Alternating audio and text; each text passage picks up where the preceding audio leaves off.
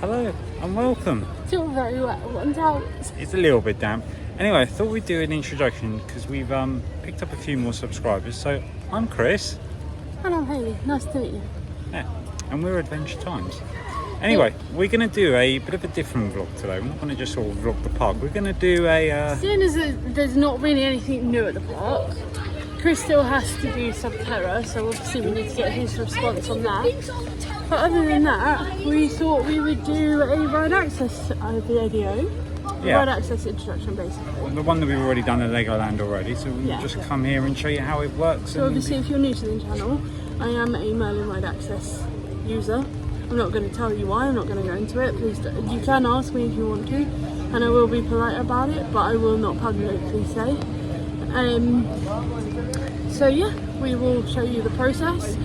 There's currently, at Towers, there is currently 3 places that you can pick up the time card, and obviously we will show you them as and when we get to them. So let's go.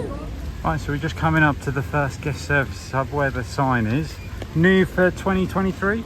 Yes, so this one is basically supposed to be to help more of the hotel guests, because obviously you come in one side of the park to the other. Yeah, you come in via the Galactica entrance. They put this in this year, it's only been here a few months. Yeah. So obviously the Legoland video that we done, it's all digitalised. You just use your mobile phone and sign in and stuff. But here it's a bit different, isn't it, Yeah, it's Hayley? a little bit different. So you go to guest services, you show your ride access card, which obviously you need to apply for a Nimbus. I don't have it on me. Yeah, I need to apply for a Nimbus access card, which will then allow you to go online and apply for the ride access. You should take that to guest services, and then you'll be given what's called their time card. Sorry, it's difficult to have this. So it says your name, the date that it's valid, and how many are in your group. It can be up to 4, obviously. And then when you go on a ride, they'll write your time cards for when your next available ride is. It obviously explains how everything works. The front of it, and then a list. Show you all the accessibility information around the park, and on the other side too. Useful information. So then this will tell you everything you need to know, where the entrances are, exits, etc., etc. And again, I'll reiterate, it is not a fast track. No, it's not. And when you're going to the ride to find your entrance, you're looking for this key that we will show you as we walk around. So our first one we come to, this is the Sky Ride. Obviously it's currently shut through maintenance or whatever's going on, but this is what you're looking for. That's the key for if you have the ride access. They do have ride access on the Sky Ride. They do. Which is good. And you would go up that entrance there. Yep. But as it says, right It's currently closed, but we thought it's worth mentioning. So the first ride we're going to show you using the ride access pass is Curse of Alton Manor, and you go up the disabled access, which is this ramp here. But it's literally right by the gift shop, so it's easy. It's easy to find, and there's the key. Okay, so the ride access queue. Well, it's for Subterra, so there's 2 for this one. So you've got the wheelchair access only, which you can see is step free, and it will explain there as well. It says step free wheelchair and non-ambulant entrance, and then obviously you've got the normal ride access, so if you can walk in whatever, then it's down as if you go to the main end. So as you can see the entrance, there's ambulant ride access, which is that what you are? Yes, and it also tells you the sensory guide there as well. All good to see.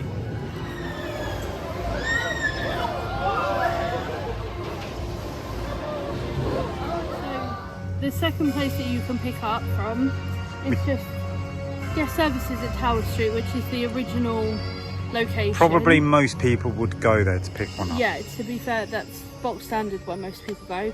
The only other place that you can go, obviously I'm not going to show you outside because we come in the other way, but as you come in to Towers, whether you get off the monorail or walk from the car park, there's a building that says tickets. It used to be where you bought your day tickets, but now you can pick up ride access from there too. So there's now 3 locations. Yeah. So yeah, keep right when you go through the entrance, keep right and you will see guest services. And we'll show you where else to go for the wrap queues.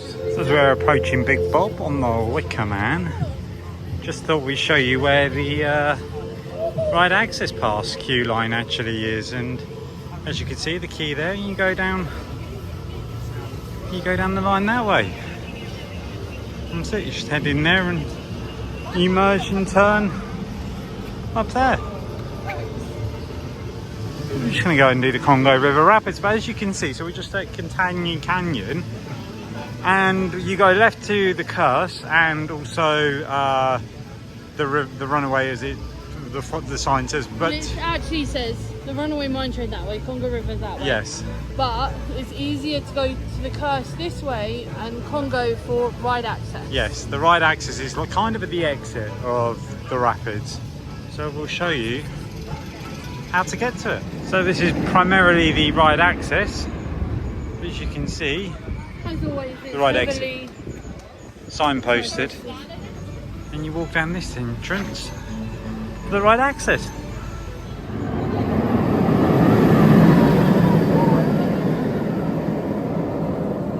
Right, as we're about to end our day, just thought we'd like to show you the Galactica ride access entrance. Now it's a little bit different, it's not actually the exit. As you can see, it's here, and it's sort of to the right hand side of the roller coaster. This is now just the non-ambulant one. Oh! So you're learning as we are. So they've changed this now to non-ambulant, which makes sense because there's no steps. So it now says you're able to walk down 6 steps unaided. Please use the wrap holder's entrance to the right of the main entrance. Well, let's go and find that entrance. So it's the entrance of a Galactica. As it goes round, as you can see,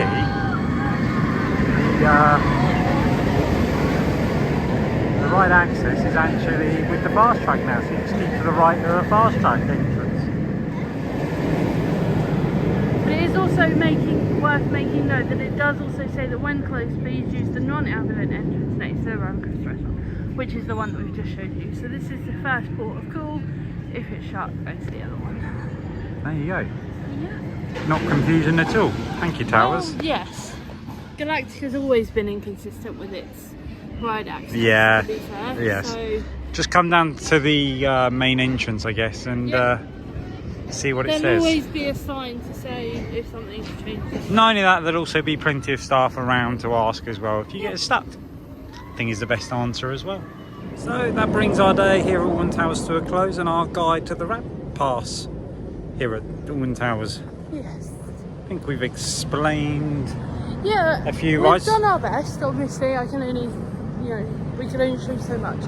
However, if you do have any questions, any queries, or anything you want to ask, either message us privately or just leave a comment down below and we'll answer it the best we can. I've been using the system for a couple of years now, so I'm sure anything I'll be able to help. But yeah, leave your comments below and we'll get back to you when we can. And if you'd like us to do any more, maybe do a Thought Park one, again, let us know. Yeah, We can do that. of course. With that, hit the like, hit the subscribe button. I'll see you next time. Bye.